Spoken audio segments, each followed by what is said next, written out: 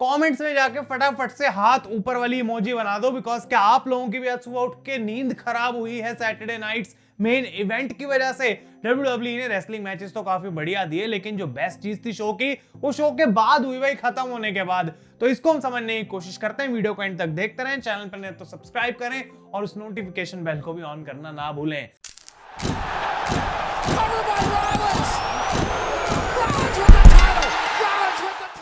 तो गाइस, मैं हूं आयुष और आप देख रहे हैं रेसल इंडिया। स्वागत है आपका आज की इस वीडियो में। सैटरडे नाइट्स मेन इवेंट का रिव्यू होने वाला है। First time WWE after a long time इसको वापस लेके आई और ये आइकॉनिक शो था एक टाइम पे हिस्ट्री में WWE की, और आज भी एक्सपेक्टेड था कि कुछ बड़ा एटलीस्ट करेंगे, लेकिन ये खत्म होने के बाद मैं आपको इतना जरूर बता सकता हूं कि ये शो सिर्फ 1-2 घंटे का रेसलिंग शो होगा, जहां में सेगमेंट्स भी होंगी आई थिंक फ्यूचर में, लेकिन ये एक रॉ या स्मैकडाउन की तरह है, तो बीच में कमर्शियल्स भी आएंगी। ये कोई PLE नहीं है भाई किसी भी एंगल से। और WWE का आज ये शो देखने के बाद एक्सपेक्टेशन जो है हम आगे से थोड़ी कमी रखेंगे।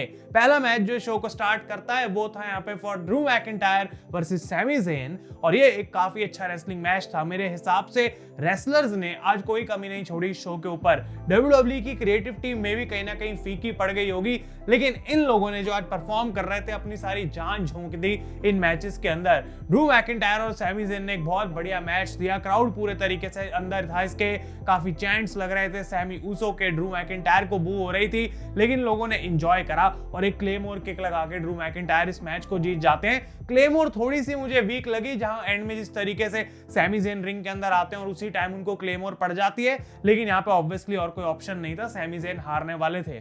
सेकंड मैच की मैं बात करता हूं, and this was for the women's world championship, Liv Morgan versus Iyo Sky. और एक बार दोबारा भाई, आप यहाँ पे बोल ही नहीं सकते हो कि इन लोगों ने इस मैच में अपना जो है वो 100% नहीं दिया। इनफैक्ट लिव मॉर्गन ने ऑलमोस्ट एक बड़ी चीज, एक बड़ी इंजरी को एस्केप किया, बिकॉज एक नी पड़ती है सीधा उनके यहाँ पे ठुड्डी पे भाई, जिसको कहते हैं जॉ पे पड़ती है उनको एक नी, जो कि उनको हिला के रख देती है पूरे तरीके से। और उन पूरे मैच में हमें देखने को मिल रहा था कि कहीं ना कहीं लिव मॉर्गन को उस चीज का इंपैक्ट फील हो रहा है, लेकिन लिव मॉर्गन ने वहां से कंटिन्यू करा। और जब फाइनली इयो स्काई अपनी मून सॉल्ट के लिए जाती है the beauty of the sky, तो यहाँ पे देखने को मिलता है कि लिव मॉर्गन अपनी टांगे ऊपर करती है, उसको रिवर्स कर लेती है, एक ओब्लिवियन लगाती है, जो कि काफी अच्छे से कनेक्ट हुआ। बहुत बढ़िया सेल भी करा इयो ने, और वो इस मैच को जीत चुकी हैं। और जब वो अपना एग्जिट कर रही थी, यहाँ पे रिया रिप्ली आती हैं बाहर, और रिया रिप्ली एक्चुअली में जो है बस स्टेयर डाउन देती हैं लिव मॉर्गन को और कुछ भी नहीं। ये तो हमें पहले से ही पता था कि भाई ये सब चल ही रहा है, और लिव मॉर्गन का मैच अब दोबारा रिया रिप्ली के साथ ही होने वाला है। अगले मैच पे मैं आता हूं, जो कि था triple threat match for the world heavyweight championship, Gunther, Balor and Damien priest. और यहाँ पे एक बार फिर से थोड़ा रोना आ रहा है इस बात को सोच के कि फिन बैलर इस मैच में सिर्फ इसलिए था ताकि वो पिन हो सके। और कभी कभी मेरे दिल में ख्याल आता है कि फिन बैलर WWE चैंपियन बनेगा, बट वो ख्याल हमेशा ऐसे मैच देखने के बाद वापस कहीं चला जाता है, कहीं खो जाता है। आई डोंट नो क्या हो रहा है फिन बैलर के साथ, लेकिन मैच एक बार फिर से रेसलिंग वाइज बहुत ही कमाल था। ऑब्वियसली यहाँ पे थोड़ा मैं मजाक भी कर रहा हूँ, बिकॉज मुझे पता था कि गुंथर ही मैच को जीतने वाले हैं, लेकिन फिन बैलर, डेमियन प्रीस्ट दोनों को काफी मौके मिले। यहाँ पे South of Heaven chokeslam लगती है यहाँ पे गुंथर के ऊपर, लेकिन फिन बैलर आके उसको रोक लेते हैं, वहां पे वो मैच नहीं जीत पाए। फिर उसके बाद फिन बैलर के ऊपर यहाँ पे South of Heaven chokeslam लगती है, उससे भी वहां कुछ नहीं हुआ, बिकॉज गुंथर ने डेमियन प्रीस्ट को खींच लिया। एक काफी बढ़िया मौका था बैलर के लिए यहाँ पे, जहाँ पे रेजर एज लगती है गुंथर के ऊपर, और बैलर ऊपर से कूद के कूड़ा करा भी लगा देते हैं, लेकिन डेमियन प्रीस्ट भी उस पिन को ब्रेक कर देते हैं। तो एट द एंड गुंथर को यहाँ पे जो है वो मैच जीतना था, और उन्होंने एक पावर बॉम्ब लगाया पहले बाहर outside the ring steel steps के ऊपर डेमियन प्रीस्ट पे, और उसके बाद रिंग में आके फिन बैलर के ऊपर, और उनको पिन करके अपने टाइटल को रिटेन भी कर लिया है। कोई यहाँ पे CM पंक का नामो निशान नहीं था, कुछ नहीं था कि गुंथर का अगला अपोनेंट कौन हो सकता है, किस डायरेक्शन में वो टाइटल जाने वाला है, नो आइडिया अबाउट दैट। लेकिन एक चीज जो देखने को और मिली वो डेमियन प्रीस्ट की तरफ से थी कि उन्होंने चोक को ब्रेक कर दिया फाइनली गुंथर के, और वो आज पास आउट नहीं हुए उससे, तो एक अचीवमेंट अनलॉक हो गई आज गुंथर की।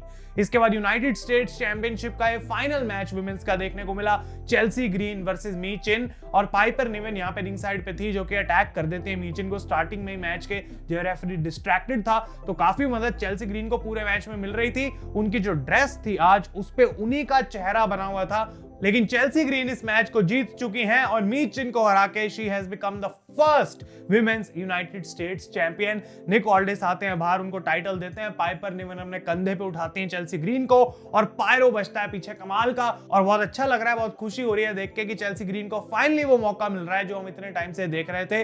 लेकिन जैसा कि मैंने पहले भी बोला था, पहले वेट करेंगे कि चैंपियन बन जाए, उसके बाद मैं बताऊंगा कि ये टाइटल के बारे में मेरे क्या थॉट्स हैं। तो अब इसको चलने देते हैं, स्टोरी लाइंस देखेंगे, कितनी इंपॉर्टेंस इसको डब्ल्यूडब्ल्यूई देती है वो देखेंगे और उसके बाद फिर हमें समझ आएगा कि एक्चुअली में आखिर इनका प्लान क्या है। लेकिन जो शो का मेन इवेंट था वो था Cody Rhodes versus Kevin Owens, जिसके लिए कमेंट्री पे दी आइकॉनिक जेसी वेंचुरा भी आए और जिस हिसाब से उनकी एज है भाई, उन्होंने फील ही नहीं होने दिया कि उनकी कमेंट्री में कोई डलनेस आई है। बिल्कुल मस्त तरीके से उन्होंने यहाँ पे कमेंट्री करी। माइकल कोल और पैट मैकेफी के साथ मजे भी पूरे वो लूट रहे थे, कुछ वो ऐसी बातें भी कर रहे थे जहां वो बहुत ज्यादा बोल रहे थे तो उनको कट भी करना पड़ा बीच में। लेकिन मजेदार जरूर था, उन्होंने कोई बॉच या फिर ऐसा कुछ नहीं किया जो हम कहें कि भाई ये कौन आके बैठ गया कमेंट्री के ऊपर। आई नो कि हम ज्यादा रिलेट नहीं कर पाते उस चीज से, लेकिन फिर भी भाई। लेकिन इस मैच पे मैं आता हूं, कोडी रोड्स पे मैं आता हूं, and what the hell was this match. Because main event में जिस तरीके से इस मैच के अंदर हीट होनी चाहिए थी, या तो यहाँ पे कोई स्टिपुलेशन लगा देते भाई, या तो कुछ ऐसा कर देते जो हुआ मैच के बाद वो मैच में ही हो जाता। लेकिन ये मैच इतना बोरिंग था ना कि एक पॉइंट पे क्राउड ने दिस इज ऑसम की चैंट तो जरूर लगा दी, लेकिन उसके अलावा कुछ यहाँ पे हुआ ही नहीं। मतलब क्राउड को तो भाई पैसे खर्च के वहां पे गए हैं तो हर एक चीज ऑसम लगने लगती है, लेकिन टीवी पे मैच आई डोंट नो उतना अच्छा क्यों नहीं लगा। कोडी रोड्स ने एक दो बार कटर लगाया, काफी बढ़िया सा स्टनर लगाया कूद के अनाउंसर्स टेबल के ऊपर, वो बढ़िया था।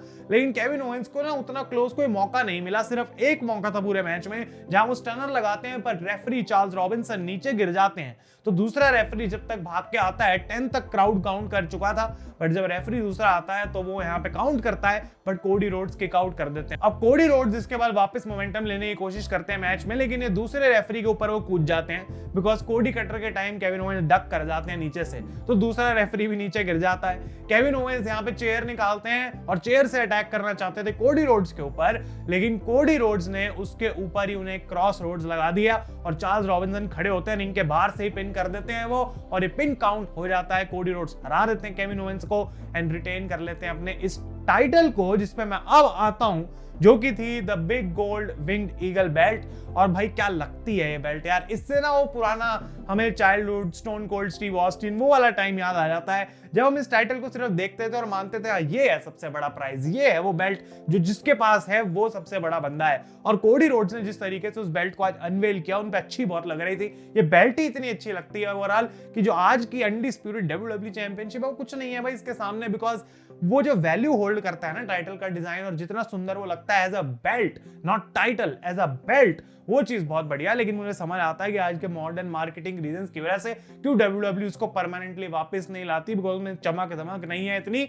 लेकिन उसके बावजूद कोडी रोड्स यहाँ पे इस मैच को जीत चुके हैं। एंडिंग थोड़ी वेग थी, लेकिन गाइस यहाँ पे हो जाता है पेपर व्यू खत्म। अब हम सोच रहे थे रैंडी ऑर्टन, हम सोच रहे थे रॉक, हम तो कुछ भी सोचते हैं ना, हम तो अच्छा चीज चाहते हैं अपने लिए, लेकिन ऐसा डब्ल्यूडब्ल्यूई नहीं चाहती थी। आज डब्ल्यूडब्ल्यूई ने कहा बस खत्म, बस यहाँ खत्म करो इस शो को, रॉ नेटफ्लिक्स पे करेंगे, जो करेंगे ये सैटरडे नाइट वाइट तो हर महीने होगा, कभी भी कुछ देख लेंगे। लेकिन जैसे ही शो खत्म होता है, केविन ओवेंस वापस आते हैं रिंग में, अटैक करते हैं कोडी रोड्स को, एक पैकेज पाइल ड्राइवर लगाते हैं, by the way same move जिससे रैंडी ऑर्टन को उन्होंने टेक आउट किया था, और कोडी रोड्स को वहां डिस्ट्रॉय कर देते हैं वो। और उसके बाद ये जो विंग्ड ईगल बेल्ट है केविन ओवेंस लेके चले जाते हैं, और जब वो एग्जिट कर रहे थे ट्रिपल एच आते हैं बाहर गोरिल्ला से निकल के, और केविन ओवेंस के साथ काफी हीटेड अटैक, ऑलमोस्ट आप कह सकते हैं आर्ग्यूमेंट, धक्का मुक्की वहां पे हो गई ट्रिपल एच और केविन ओवेंस के बीच में। भाई बहुत ही अनबिलीवेबल वो मोमेंट थी, और जब मैंने उसको देखा ना, मैंने बहुत अपने आप को थैंक यू बोला और डब्ल्यूडब्ल्यूई को थैंक यू बोला कि मैंने इसको ये वीडियो रिकॉर्ड करने से पहले देख लिया,